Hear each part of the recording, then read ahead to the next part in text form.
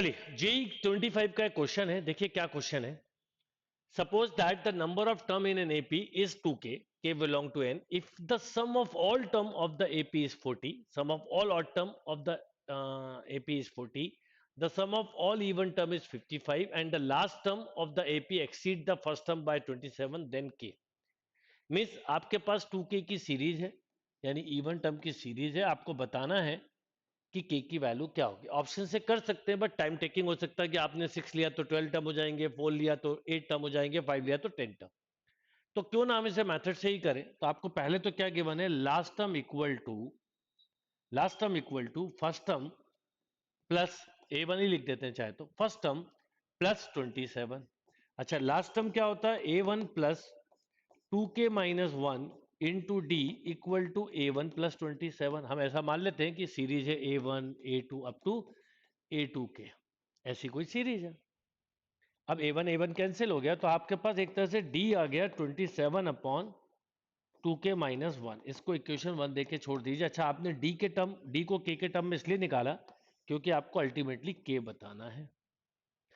अब even series का summation और ऑड सीरीज का समेशन, तो पहले ऑड सीरीज की बात करें तो 2k में k टर्म हो गए, तो k/2 2a1 plus k-1 into 2d this equal to 40 दिया है। ये 2 कॉमन निकल के कैंसिल और k को भी डिवाइड कर दो तो आपको मिल गया a1 plus k-1 into d equal to 40/k, ऐसा लिख लेते हैं अभी तो, ठीक है। और एक सीरीज दी है k/2 2a2, सेकेंड टर्म से स्टार्ट होगी वो, क्योंकि इवन की सीरीज है, k-1 into 2d this equal to 55। ये 2 भी कैंसिल तो ये k का भी डिवाइड कर देना, तो a2 plus k-1 into d equal to 55/k, ऐसा बोल सकते हो, ये 3 हो गई।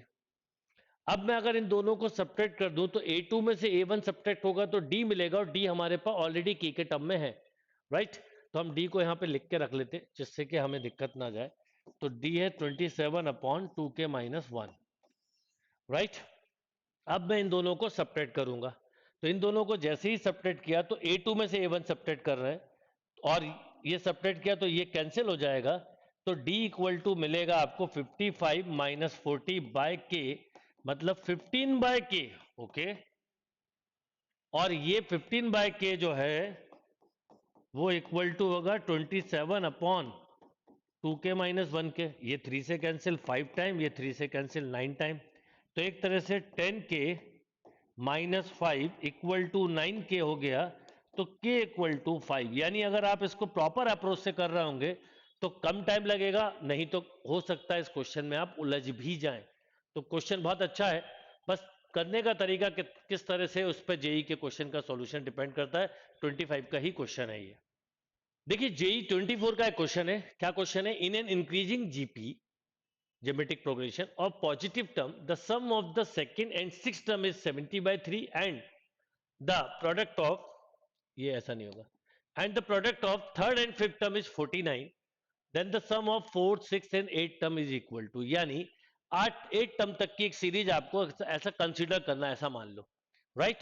अब अगर हम चाहें तो ऐसा मान सकते हैं like a/r³, a/r², a/r, ar² 336 ar³ और ar की पावर 4, ऐसा मान लीजिए, क्योंकि आपको 8 टर्म तक की ही बात कर रहे हैं तो क्यों ना हम ऐसा ही मान लें, राइट। ये अपनी तरफ से आपने मान लिया। अब यहां पर बोला गया है the sum of second and six term, तो सेकेंड टर्म मतलब a/r² और सिक्स टर्म मतलब ar², ये बोला गया है 70/3। चाहे तो a बाहर लिख दें तो 1/r² plus r² equal to 70/3। और भी कुछ दिया, प्रोडक्ट ऑफ थर्ड मतलब a/r एंड फिफ्थ 1 2 3 4 5, ये ऐसा इसलिए ही माना है इज 49। देखिए क्या होता है, अब a² हो गया 49 तो a हो गया 7, राइट, a हो गया 7।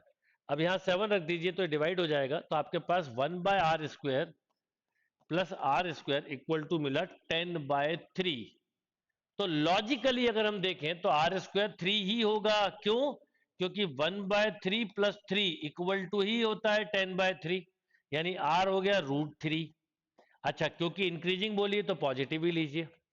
अब आपको करना है 4th 6th और 8th टर्म का समेशन। तो भाई 4th टर्म क्या है? ए। 6th टर्म क्या है? 1 2 3 4 5 6 ए आर स्क्वायर। और 8th टर्म क्या है? ए आर की power 4।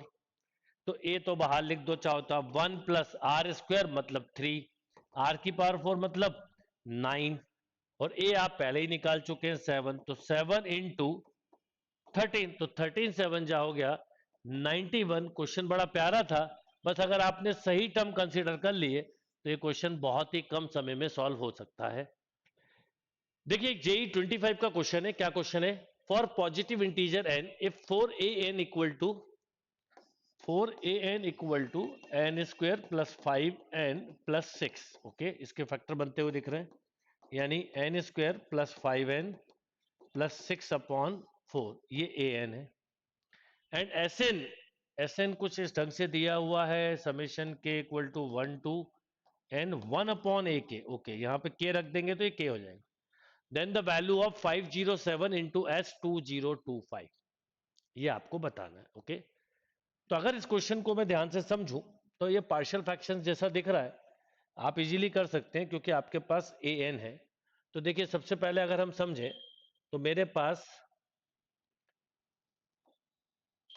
S N equal to summation K equal to 1 to N 1 upon A K है, यानी समेशन ऑफ के इक्वल टू 1 टू एन, इसको के टर्म में लिख दें तो 4 अपॉन के स्क्वेयर प्लस 5 के प्लस 6 है।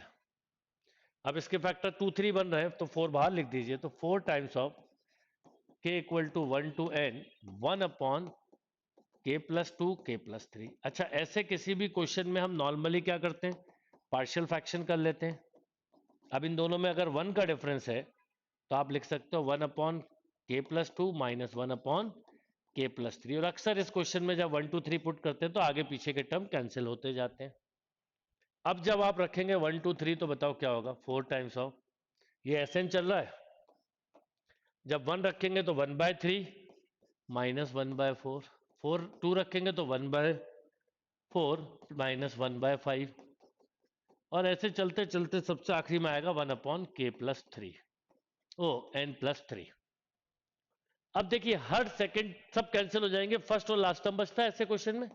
तो 4 times of 1/3 minus 1 upon k n plus 3, LCM लिया तो आपको मिल गया 4 times of n upon 3 into n plus 3, ये एस एन आ गया। अब आपको जो पूछा है अब वो आप इजीली बता सकते हैं, बस कैलकुलेशन मिस्टेक ना करें।